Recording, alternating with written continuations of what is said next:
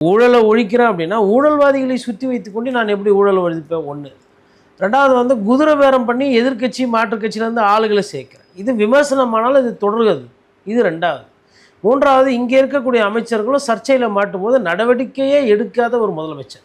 அப்போது நடவடிக்கை எடுக்காத முதலமைச்சர் இந்த பேர் வந்துடக்கூடாது அப்படின்றதுனாலையும் அரசு வந்து மோசமான ஒரு இடத்துக்கு போயிடக்கூடாது, கெட்ட பேர் இன்னும் வரக்கூடாதுன்றத நடவடிக்கையை தடுத்து நிறுத்துறதுக்கு அவர் முயற்சிட்டுருக்கு. ஒரு அமைச்சர் வந்து மாத்திரையை வந்து நசுக்கிறாரு, என்னென்னமோ விளக்கம் கொடுத்தாலும் இன்னமும் வந்து அது எல்லாரும் பேசும்போது வரலாற்று சூழலில் மாத்திரை நசுக்குவது எப்படி அப்படின்னு நீங்கள் போய் கூகுள் பண்ணிங்கன்னா தோணை இப்படி தானே அப்படின்ற மாதிரி கிரெடிட் கார்டை வச்சு நசுக்கிறாங்க. ஜிங்கு ஜிங்கு ஜிங்கு நசுக்கிட்டு குழந்தைக்கு எப்படி மாத்திரையை ஊட்டுவது இப்படின்லாம் அதனுடைய பாகங்கள். அப்புறம் ரீல்ஸு போட்டு எப்படி வந்து முதலீடை ஈர்ப்பது அப்படின்ற மாதிரி அது ஒரு விமர்சனம். அதுக்கப்புறமா வந்து ஸ்கூலில் வந்து பள்ளிக்கூட மாணவர்களிடம் எப்படி அரசியலை 30 நாளில் இல்லை 3 வருடங்களில் அரசியல் ஆக்குவது, அவரோட வாக்குகளை எப்படி பெறுவது, அது ஒரு எபிசோடு. இதெல்லாம் வந்து தீவிர குற்ற பிரச்சனை கிடையாது. ஆனால் இதெல்லாம் வந்து என்ன இது சிரிக்கிற தன்மையாக இருக்குது அரசியல் அப்படின்ற இது மாதிரி ஒரு நிலைப்பாடு. இன்னொரு சிலது வந்து எப்படின்னா ஊழல் குற்றச்சாட்டு, குட்கா, மணல் திருடு, சொத்து குவிப்பு, அதுக்கப்புறமா பழைய வாச்சாத்தி கேஸ், அதாவது தனி மனித ஒரு நல்ல பேர் இருக்கோ இல்லையோ அதை பற்றி கவலைப்படும் அவங்கள சேர்த்துக்கிறது அப்படின்னு அது ஒரு சாப்டர். அப்புறம் நிர்வாக சீர்கேடு. அது நிர்வாக சீர்கேடுனா என்ன? 60 நாள் ஆயும் கரண்ட் இன்னும் சரியாகாது. கரண்ட் வரலன்னு ஏன் வரலன்னு கேட்டால் வேறு எதுனா திமுக தான் காரணம், அவங்க காரணம், இவங்க காரணம், பக்கத்து வீட்டுக்காரனோ, அந்த தம்பி பியூஷ்கார தூக்கின்னு ஓட்டாப்பில் அது மாதிரி சொல்கிறது. அதுக்கப்புறமா வந்து பத்திரப்பதிவு துறையில் நடந்தது. அப்புறம் ஒரு ஐபிஎஸ் அதிகாரியாக ஊரே சொல்லும், கோர்ட்டும் சொல்லும், இவரை பார்த்தா எங்களுக்கு சந்தேகமாக இருக்குதுன்னா, இல்லை எங்களுக்கு அவரை பார்த்தா புரிதற மாதிரி தோணுதுன்னு சொல்லிட்டு அவருக்கு எதுவுமே ஒரு பெரிய பொறுப்பை கொடுக்குறது. அப்புறம் அவரையே மாற்றுறது. கான்ட்ரவர்சியில் இருக்கிற ஐஏஎஸ் ஆஃபீஸர் எடுத்துன்னு போய் போடுறது, அப்புறம் அவரை மாற்றுறது. இதெல்லாம் வந்து ஒரு என்ன பண்ணுறோம் ஏது பண்ணுறோன்றது அந்த ஆட்சியினுடைய நிர்வாகத்தின் மீது திறமை இல்லாமல் செயல்படுறது. அந்த கேபினெட் மீட்டிங்கில் நண்பர்களை உட்கார வச்சுக்கிறது, நண்பர்களுக்கு பதவி போட்டு கொடுக்குறது, மேக்கப் மேனாக இருந்தால் கூட அவருக்கு பதவி போட்டு கொடுத்துற அளவுக்கு பேர் எடுத்தாச்சு. இது நிர்வாக சீர்கேடு சம்மந்தமாக ஒரு தொலைநோக்கு பார்வை, மற்றவங்களோட பிரச்சனை புரியுறது, இல்லை மற்றவங்களோட அந்த வாழ்க்கை எப்படி போகுது அப்படின்னு பார்த்தா 134 கோடி கொடுத்துட்டு ஏதோ விவசாயிகளுக்கெல்லாம் ஏதோ பெருசாக ஏதோ செஞ்சிட்டா மாதிரி நினச்சிக்கிறது. 110 கோடி டாஸ்மாக் தொழிலாளிகள்லாம் கொடுத்துட்டோன்னா அவங்கெல்லாம் பாட்டிலுக்கு 10 ரூபா வாங்க மாட்டாங்க, அவங்கெல்லாம் பயங்கர ஹாப்பி நினச்சிக்கின்னு தான் பண்ணிவிட்டது ஒரு சாதனை என்று நினைத்து கொள்ளுது. அதுக்கப்புறமா வந்து தூய்மை பணியாளர்களை கூப்பிட்டு ஃபோட்டோ எடுத்துகிட்டு டாட்டா காட்டாவே அவங்களோட கோரிக்கையெல்லாம் மறந்து இது பண்ணுறாங்க அப்படின்ற மாதிரி. அப்போ தன்னை பற்றி ஒரு நினைத்து கொண்டு தன்னை தானே உயர்த்தி கொண்டு இருக்குது இந்த மாதிரி நினப்பு. அதுக்கப்புறம் இது வந்து உள்ளூர் பிரச்சனை. வெளியூர் பிரச்சனை அப்படின்னா நான் அதெல்லாம் பற்றி பேசவே மாட்டேன். மேகதாது பிரச்சனைகள்லாம் வந்து நான் வந்து எடுத்தேன் கவுத்தரெலாம் பேச மாட்டேன். சரி, இது ஒரு இது கர்நாடகா, டிகே சிவகுமார்கிட்டே நம்ம போய் பேச மாட்டோம், பிரச்சனை பண்ண மாட்டோம், அமைதியாக தான் போவோம். சரி, சிலோனில் போய்ட்டு அங்கே இருக்கிற பிரதமர்கிட்ட பேசி கச்சத்தீவை மீட்டிடுவோம். இல்லை ராமேஸ்வரத்தில் வந்து மீனவர்கள் பிடிக்கும்போது இலங்கையிலேருந்து அடிக்கிறானே அதுக்கு எதனா சரி பண்ணிவிடுவோமா? அப்போ இதுவே இல்லை. மத்திய அரசு டீலிமிட்டேஷன் பற்றி சொல்லுது, அதுக்கு எதனா எதிர்ப்பு, அதுக்கு எதனா ஒரு அரசியல், அதுக்கு எதனா கேள்வி, ஒன்றுமே கிடையாது. அப்போது நான் வந்து உங்களுக்கு அரசாங்கத்தினுடைய அங்கங்கள்லாம் அங்கேயும் இங்கே எல்லாத்தையும் பிரித்து காட்டியிருக்கேன். அப்போ இப்படி இருக்கும்போது அரசனுடைய இந்த 2 மாத காலத்தில் நீங்கள் சாதனைன்னு பார்த்தீங்கன்னா என்ன பெரிய ஒரு விஷயத்தில் அவங்க சாதனை பண்ணியிருக்காங்க. அப்புறம் சரி, காமன் சென்ஸ்னு ஒரு சிலது இருக்குது. இதில் நான் இது இப்போ காமன் சென்ஸ் சிலபஸ்லேயே இல்லாதது கோட்டீஸ்வரன் பேசுகிறாருமே. காமன் சென்ஸ்னால் மூத்த அரசியல் ஆளுமை பாலபாரதி அம்மா சொல்லியிருப்பாங்க, ஏன்னாங்க ஜென்ஸு போய் மெட்டர்னிட்டி வார்டுக்குள்ளே போகிறாரு, முதலமைச்சராக இருக்கட்டும் யாராக வேணா இருக்காங்க, அது மாதிரிலாம் போகக்கூடாதுன்னா இதெல்லாம் வந்து கேட்கணும். இப்போ நான் கூட எனக்கு வந்து அக்கா தங்கச்சிகள், அவங்களுக்கு குழந்தைங்க, உற்றார் உறவினருக்கெல்லாம் வந்து குழந்தைங்கள் பிறக்கிறது நியாயம். போன உடனே என்ன பண்ணுவோம், எப்படி இருக்காங்க, குழந்தை நல்லா இருக்காங்களா, வெயிட் என்ன, தங்கச்சி என்ன பண்ணுது, எப்படி இருக்காங்க வீட்டில் அப்படின்னா குழந்தை எடுத்துகிட்டு வந்து காட்டுவாங்களா, இப்படி தானே கேட்போம். ஸ்க்ரீனை தந்து இப்படி போய் நிற்போமா? அப்போ விளம்பரம் எதில் பண்ணணும் எதில் பண்ணக்கூடாது, அந்த மாதிரி ஒரு விளம்பர பிரியத்தில் நிறைய தவறுகள், நிறைய விஷயங்கள். இதெல்லாம் இந்த கேபினட் மீட்டிங்கில் ஃபுல்லாக டீட்டெயிலாக போகாமல் அமைச்சர்களுக்கு கெட்ட பேர் வராமல் இருக்கிறதுக்கு, இல்லை அமைச்சர்கள் தவறு செய்யாமல் இருக்கிறதுக்கு ஒரு முயற்சி எடுக்கிறார். இந்த முயற்சிக்கு வாழ்த்துக்கள். ஆனால் அதில் பெருசாக வெற்றி அவர் பெறுற மாதிரி எனக்கு தெரியல. ஏன்னா ஒன்று மேலே ஒன்று வந்துக்கிட்டு இருக்குது. காசிமேடில் அமைச்சர் ஒருத்தர் ஆய்வுக்கு போகிறாரு, மீனவர்கள் கேள்வி கேட்குறாங்க, நான் கொஞ்சம் பிஸியாக இருக்கிறேன், அடுத்த நிகழ்ச்சி போகணுன்னு ஓடு ஓடு ஓடு ஓடுன்னு இவர் என்ன பாட்டு போட்டாரோ அந்த பாட்டை அமைச்சருக்கு போட்டு அவங்க மீம்ஸ் ஓட்டுறாங்க. அது கலாய்க்கிறது முக்கியம் இல்லை, திருப்பி வந்து அதர் சைட்லேருந்து அது வரும், திருப்பி அதற்கு வந்து பிரச்சனைகள் வரும். அதெல்லாம் கொஞ்சம் தயார்படுத்திக்கணும். அதெல்லாம் சிக்கல் இருக்குது. மற்றபடி இந்த ஒரு பயத்தை உருவாக்குறதுக்கு அவர் தவறிவிட்டார். சார், இப்போ ஆட்சி அமைச்சு கிட்டத்தட்ட 2 மாதம் ஆகுது. இந்த அமைச்சர்களுக்கெல்லாம் அவங்களோட பொறுப்பு உணர்ந்துட்டாங்களா? அந்த அமைச்சருங்கிற பதவிக்கான ரோலை அண்டர்ஸ்டாண்ட் பண்ணி அந்த மெச்சூரிட்டி லெவலுக்கு வந்துட்டாங்களா? அவங்களோட செயல்பாடுகள் நமக்கு என்ன மாதிரி ஃபீல் ஆகுது? இப்போ நீங்கள் இப்போ நான் அவங்க கூட நீங்கள் என்னை பேட்டி எடுக்க வரீங்க, எனக்கு அடிப்படையில் உங்கள் மேலே வந்து ஒரு சின்ன ஒரு பயம் கலந்த மரியாதை இருக்கணும். ஏன் அப்படின்னா, வர நெறியாளர் வந்து என்னை விட புத்தி கூர்மையாக இருக்கலாம், இல்லை என்னை விட நிறைய விஷயம் தெரிஞ்சிருக்கலாம். என்னை விட 4 பேப்பர் நான் படித்தேன்னா அவர் 8 பேப்பர் படிச்சிருப்பார். அவர் செய்தி அப்டேட்டாக இருந்தான்னா எனக்கு வந்து அந்த ஒரு உள்ளுக்குள்ளே அந்த ஒரு இருக்கும். எனக்கு எப்பயுமே அது உண்டு ஃபஸ்ட்டு. அதை விட முக்கியம், இப்போ நேயர்கள் பார்க்குறாங்க, நம்ம நேயர்கள் இப்போ அவங்க வந்து என்ன இவர் புதுசாக பேசிட்டு போகிறாரு, நமக்கு தெரியாத விஷயம் அப்படின்னு அவங்க நினைக்கக்கூடாது. அவங்களுக்கு வந்து நம்மளை விட அதிகமாக தெரியும்.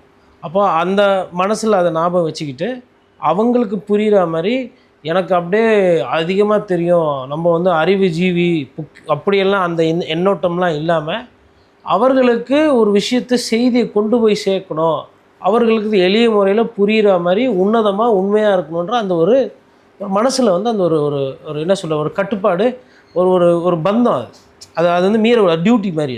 இது 2.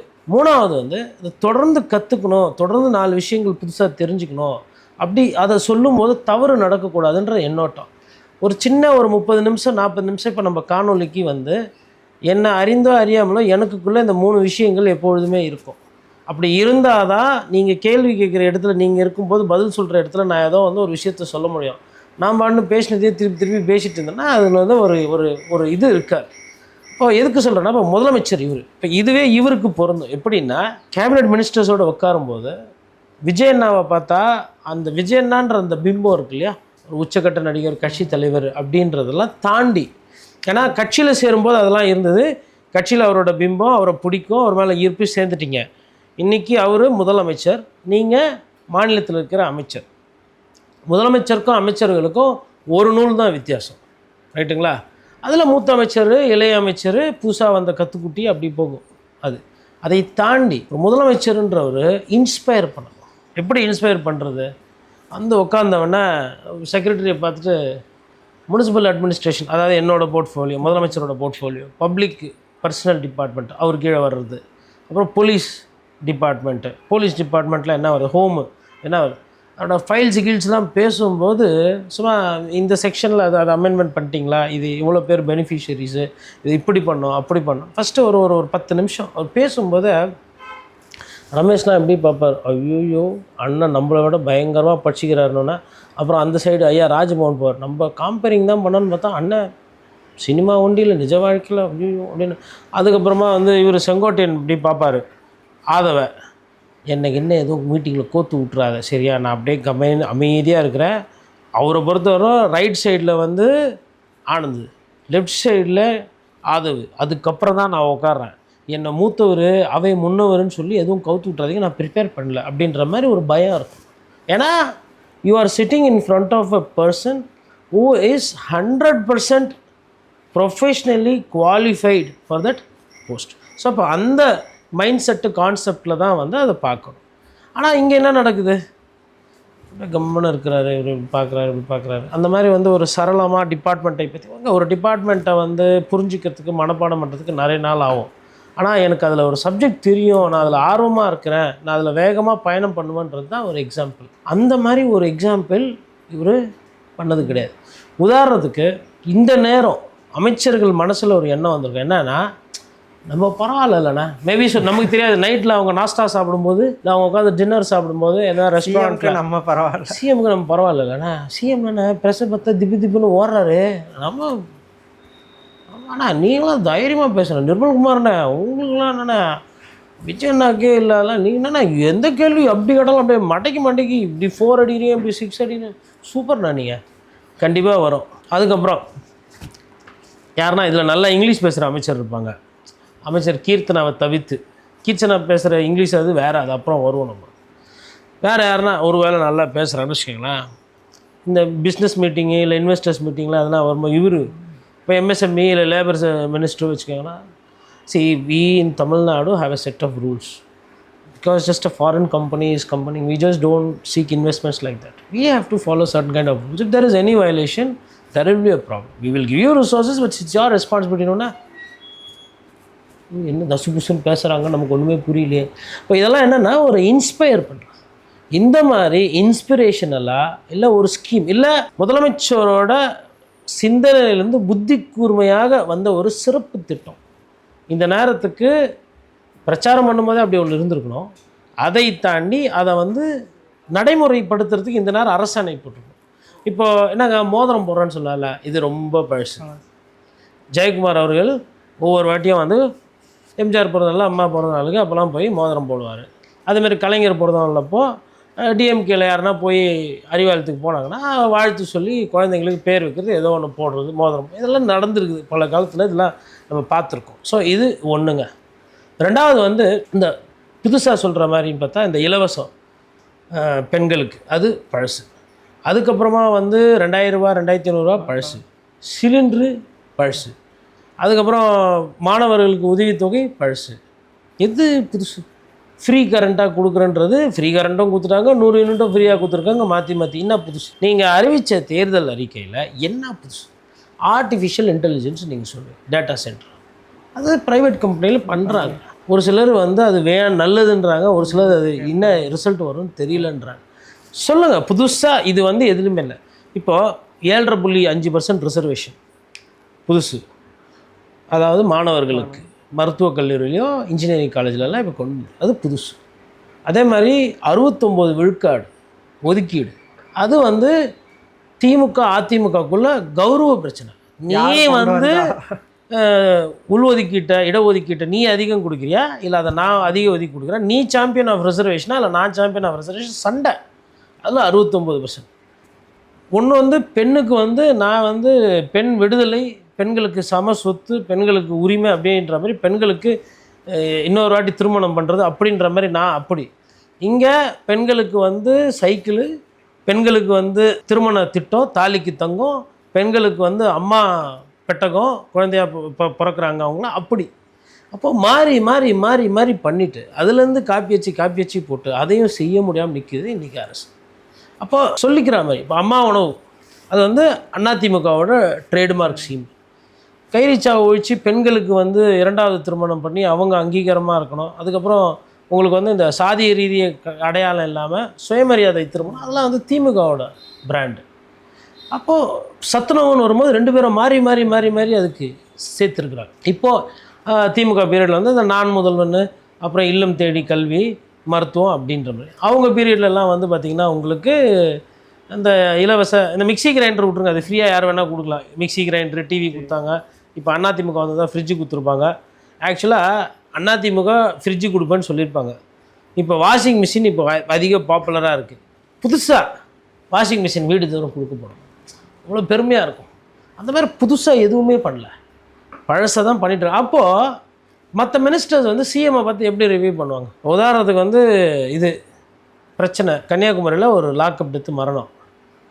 இவரே ஒரு வேளை நாகர்கோவில் போயிட்டு அந்த பாடி வாங்காமல் பிரச்சனை இருக்குது, கூப்பிட்டு கலெக்டர் பங்களாவில் தங்கி, ஏன்னா அங்கே ஸ்பாட்டுக்கு போனால் எப்படி ஆகும்னு தெரியாது, கூப்பிட்டு சம்மந்தப்பட்டவங்கள தெரியாது முதலமைச்சர் கேள்விப்பட்டேன், மனசு கேட்கல, நானே நேரில் வந்த ஆறுதல், நான் பார்த்துக்கிறேன், இந்த சம்மந்தப்பட்ட காவல்துறை அதிகாரிகள் என்ன கெதி ஆகிறான்னு பண்ணி பாருங்கள், எல்லோரையும் சஸ்பெண்ட் பண்ணிட்டேன், எல்லோரையும் அரெஸ்ட் பண்ண சொல்லிட்டேன், தம்பியை நல்லபடியாக ஆக வேண்டியதை பார்த்து குடும்பத்துக்கு என்னவோ அதோ உங்கள் துறை ரீதியாக அமைச்சர் இல்லை லோக்கல் கன்னியாகுமரி அமைச்சர் வருவார், பார்த்துக்கோங்க, உங்கள் விஜயன்னா உங்கள் கூட இருக்கேன், எதுக்கும் பயப்படாதீங்க அப்படின்னு சொல்லிவிட்டு அப்படியே கன்னியாகுமரியில் தங்கிட்டு, கன்னியாகுமரி, நாகர்கோவில், குளச்சல், கேரளா பார்டரு அதெல்லாம் எலெக்ஷன் அப்போ நம்ம ஃபுல்லாக போகல, அட்லீஸ்ட் இப்போ ஒரு வாய்ப்பாக பயன்படுத்தி ஒரு நாள் தங்கிட்டு கன்னியாகுமரி ஃபுல்லாக சுற்றி, கன்னியாகுமரிக்கு இன்னும் அரசியல், ஏன்னா கன்னியாகுமரியில் இப்போ நல்ல மழை, அங்கே அந்த ஊரில் ஓரளவுக்கு தண்ணி இருக்குது, அங்கே விவசாயம், மற்ற இடத்துல தண்ணி இல்லை, அங்கே என்ன பண்ணுறீங்க, ஏது விவசாய பிரச்சனை,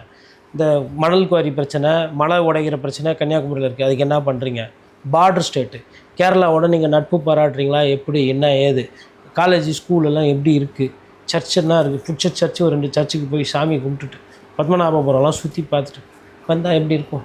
தோணலைல்ல. ஏன் தோணலை? நமக்கு முதலமைச்சர் பதவி வந்து விட்டது, தேர்தலில் வெற்றி பெற்று விட்டோம், அதனால் இனிமேல் தோணாது. இதே எதிர்கட்சியில் இருந்தால் போய் பார்க்க சொல்லி தோணும். நீட்டு தேர்வு அனிதா மரணமாக போக சொல்லும், அஜித் கொலையா அதை பற்றி பேச சொல்லும், நீதி கேட்க சொல்லும். இப்போ திமுக பீரியடில் இறந்தாங்க, திமுக பீரியட்லேயும் கைது செஞ்சாங்க, திமுக பீரியட்லேயும் வழக்கு பேசினாங்க, திமுக பீரியடில் ப்ராசஸ் நடந்தது, அதுக்கப்புறம் போராட்டம் பிரச்சனை எல்லாம். அப்போ நீங்கள் நீதி கேட்டிங்கல்ல. இப்போ நீங்கள் வந்து இப்போ உங்கள் பீரியட்லேயும் இதெல்லாம் நடக்குது, கைது நடவடிக்கை அவங்கள தொடர்ந்து அடுத்தடுத்து நடக்குது. ரொம்ப இமேஜோட இருக்கா இல்லை ஆஸ் யூஷுவல் போலீஸ் டிபார்ட்மெண்ட்டில் நடக்கிற விஷயங்கள் தான்? இப்போ யார் ஐயா காமராஜரையே கூட்டின்னு வந்து போட்டிங்கனாலும் லாக்அப் டெத் நடக்குங்க. என்ன காரணம்னா போலீஸில் ஒரு சில பேர் இந்த ட்ரெஸ்ஸு போட்டால் திமிரு, மற்றவங்களை அடிக்கலான்ற திமிரு, வேற ஒன்றும் கிடையாது. யார் கொடுத்தது உங்களுக்கு? நான் கேட்குறேன், ஐபிசி, பிஎன்ஹெச்எஸ்ஸு, சிஆர்பிசி, இல்லை எவிடன்ஸ் ஆக்டு, இல்லை கிரிமினல் ப்ரொசீஜர் கோடு, சிவில் ப்ரொசீஜர் கோடு, இல்லை கான்ஸ்டியூஷனு, இதில் இல்லை எதனா ப்ரிசன் மேனுவலு, எதில் உங்களை கைதிகளை அடிக்கலான்னு சொல்லி கொடுத்துருக்குது? நீங்கள் எப்படி கைதி? சரி, இப்போ நீங்கள் கைதியை அடிச்சிட்டிங்க, கைதி உங்களை திருப்பி அடிச்சிட்டா என்ன ஆகும்? மனிதனை அடிக்கிறது என்னங்க அது புத்தி? அது ஏன்னா கேவலம், ஏன்னா மிருகமா ஒன்று கடிச்சு பிச்சு பிடுங்கிறதுக்கு? ஒருத்தரை தாக்குதலுக்கு ஒருத்தரை தொடுறதுக்கு உங்களுக்கு உரிமை கிடையாதுங்க, சட்டம் அது சொல்லுது. அப்போ நீங்கள் வந்து யாருன்னா உங்கள் கையில் மாட்டினா நீங்கள் என்ன வேணால் வெளுன்னு வெளுப்பீங்க, அடின்னு அடிப்பீங்க. அப்போ கோர்ட் எதுக்கு இருக்குது? ஜுடிஷியல் கஸ்டடியில் உயிர் போகுது. போலீஸ் கஸ்டடியில் உயிர் போனாலும் தப்பு தான், ஜுடிஷியல் கஸ்டடியில் போனாலும் தப்பு தான். ஜுடிஷியல் கஸ்டடியில் உயிர் போச்சுன்னா கோர்ட் இன்னும் 4 சாத்து சாத்தோம், ஏன்னா கோர்ட்டோட ப்ராப்பர்ட்டி அவங்க. அப்புறம் தொடர்ந்து இந்த அதாவதுங்க என்னென்னா, ஒரு சில நேரத்தில் வந்து இந்த பாலியல் சீண்டல் அந்த மாதிரி வரும்போது நீங்கள் வந்து போட்டு புழகிறீங்க, பாத்ரூமில் வழுக்கி வந்து இது பண்ணுறாங்கன்னா யாரும் எதுவும் கேட்க மாட்டாங்க. பட் இதெல்லாம் சஸ்பெக்ட், டவுட்டு, உண்மையாக பொய்யா தெரியல. எனக்கு என்னென்னா 200 கிராம் குட்கா வச்சுருந்தது தான் பிரச்சனையா? பெரிய ரேஞ்சில் வியாபாரம் பண்ணி தான் கட்சியில் சேர்த்துருப்பீங்கள்ல. அப்போ அவருக்கு குவாலிஃபிகேஷன் கம்மியாக இருந்தது, அதனால் பாவம் தம்பி ஜெயிலுக்கு போயிட்டார். அவரும் அரசியலில் வந்து இந்த பெரிய இந்த திமுக பீரியடில் ஒருத்தர் இன்வால்வ் ஆனார் இல்லையா, இந்த குட்கா வியாபாரத்தை, ஜாஃபர் சாதிக்கோ ஏதோ ஒருத்தர், அந்த மாதிரி இருந்தாலும் நல்ல ராஜ மரியாதையோடு டீல் பண்ணுறீங்க. நானும் பார்க்குறேன், இந்த பெரிய கேஸில் ப்ரௌன் சுகர் அந்த மாதிரி கோடிக்கணக்கில் டீல் பண்ணால் கௌரவமாக நடத்துது போலீஸு. இந்த 200 கிராமு 4 கிலோ கஞ்சா, குட்கா, பான் பராக் விற்றாருன்னா கூட்டு போய் பொலன்னு பொழக்கிறது. அப்போ கேஸும் பெரிய கேஸ் பண்ணால் நல்லா மதிப்பு வச்சுக்கிறீங்க, சின்ன கேஸில் யாருன்னா பண்ணால் இந்த மாதிரி அடிச்சு சாவிச்சிடும். ஏன்னா இந்த விஜய் சார் வந்து அப்போ அவருக்கு புரியணும்ல, சரி ஓகே போலீஸ் ஆஃபீஸர்ஸ்க்கு இது பிரச்சனை இருக்குது. அவரே ஒரு மெசேஜ், உங்களுக்கு இந்த பிரச்சனை இருக்குது உங்கள் துறையில், மனிதரை பார்த்தா ஏதோ வந்து உங்களுக்கு வந்து நேந்தி விட்டா மாதிரி அவங்கள போட்டு அடிக்கிறது, கண்ணிய குறைவாக பேசுறது, திமிரா பண்ணுறதுலாம் இருக்குது. என்ன சொல்லுனாங்க, இப்போது போலீஸ்கிட்ட யாரோ தப்பாக பேசுகிறாங்க கொள்கிறாங்கன்னு வச்சுக்கோங்களேன், அவங்கள வந்து கைது பண்ணி எடுத்துன்னு போய் ஒரு 2 நாள் 3 நாள் வச்சுட்டு ஏதோ ஃபைனோ ஏதோ ஒன்று, அந்த மாதிரி எவ்வளோ விஷயங்கள் இருக்குது எப்படி கையாளணுன்ற மாதிரிலாம். அதெல்லாம் எனக்கு சட்டத்தை கையில் எடுத்துக்கிறது. இப்போ விஜய் சார் ஒரு அவேர்னஸ் வீடியோ இல்லை அவேர்னஸாக இதை பற்றி பேசுறது நடந்துருக்கக்கூடாது. இனிமேல் நடந்தால் பச்சாதாபமே இல்லாமல் நடவடிக்கை பாயும். ஒரு அக்கௌண்டபிலிட்டி எடுத்துக்கிறதுங்கிறது அதான் அதை பற்றி பேசவே இல்லையா, கடந்து போய் அவரோட தேவை, நான் தான் சொல்கிறேன், அவரோட தேவை பூர்த்தி ஆகி விட்டுது. இனிமேல்ட்டு இப்போ கரண்ட்டு பிரச்சனையை எங்கன்னா பேசினார் அவர். இந்த 60 நாளுமே அவர் ஆட்சிக்கு வந்தது நாள்லேருந்து கரண்ட் வந்து பிரச்சனையாக தான் இன்னுமே எங்கேயோ ஒரு பக்கம் போராடிட்டே தான் இருக்காங்க. போராடி தானே, ஏன்னா ஒரு இடத்துல இந்த கரண்ட்டு பிரச்சனை அதெல்லாம் என்ன அப்படின்னா என்ன அர்த்தம்? இந்த டிரான்ஸ்ஃபார்மர் மாற்ற போகிறீங்களா? இப்போ இன்றைக்கி வந்து நீர் தேக்கத்தில் நீர் கம்மியாக இருக்குது. இன்றைக்கி வந்து உங்களுக்கு தெர்மல் பவர் பிளான்ட்டில் பவர் வருது, கோலில் பவர் அது பொருத்தி போடுது, சோலார் வருது, காற்றில் விண்டில் வருது, அப்புறம் தண்ணியில் ஹைட்ரோவில் வருது. ஹைட்ரோவில் வந்து தண்ணி பற்றாமல் இது குறைய போகுது. அப்போது ஆல்ரெடி டிமாண்ட் ஜாஸ்தியாக இருக்குது, இது வர வருஷத்துக்கு இன்னும் பிரச்சனையாகும். ஏன்னா புரிதல் இருக்குது, ஏன்னா ஒரு கிளாரிஃபிகேஷன் இருக்கா, இதுதான் நம்ம பண்ண போகிறோம் அடுத்த 3 மாதத்துக்கு, அடுத்த 6 மாதத்துக்கு நம்ம இதான் பண்ண போகிறோம் மின்சாரத்துறைக்கு அப்படின்னு இருக்கா? டெய்லி நிர்மல்குமார் ஐயா வருவார், திமுக வந்து எங்கள் ஆட்சியை கவுக்கிறதுக்கு பார்க்குது, அப்புறம் மறுநாள் திமுக வந்து எங்கள் ஆட்சியை கவுக்க பார்க்குது, 3ஆம் நாள் திமுகவும் பேசுது, 4ஆம் நாள் திமுக ஆட்சி. இப்படியே ஒரு 45 நாள் ஓட்டிட்டிங்களா? மக்கள் பிரச்சனை அந்த குற்றச்சாட்டை வச்சு நாளைக்கும் பேசுவார், நாளானிக்கும் பேசுவார். அவர் பேச கேப் விட்டாருன்னா திருமாவளவன் பேசுவார். அவர் பேசி கேப் விட்டாருன்னா வைகோ சார் பேசுவார். வைகோ சார் பேசி எதனா 2 பேரா மறந்துட்டுனா துரை வைகோ சார் பேசுவார். அதுக்கப்புறம் அதில் இன்னும் இன்ட்ரெஸ்டிங்காக பேசுறது சிபிஎம்ல சண்முகம் சார் பேசுவார். சண்முகம் சார் என்ன பேசுவார்? எனக்கு என்னமோ அதிமுக மீது தான் சந்தேகமாக இருக்குது. அதிமுகவுடைய தலைமை ஏன் உங்கள் தலைமையெல்லாம் அப்படியே ரொம்ப கரெக்டாகுதா? உங்கள் கட்சியிலலாம் பிரச்சனையே கிடையாது. மகேந்திரன் போய் சேரவே இல்லை. உங்கள் கட்சியில் ஒருத்தர் பாலியல் சீண்டலில் பார்க்கவே இல்லை. இருக்கிறதுல நீங்கள் நல்ல கட்சி ரைட்டு. ஆனால் இந்த மாதிரி வந்து தாவேக்காவுக்கு முட்டு கொடுத்துட்டு அவங்க பண்ணுற குதிரை பேரியசலுக்கு நீங்கள் 5 நாளுக்கு ஒரு வாட்டி மாற்றி மாற்றி பேசினா உங்களோட தன்மையை தானே போயிடும்.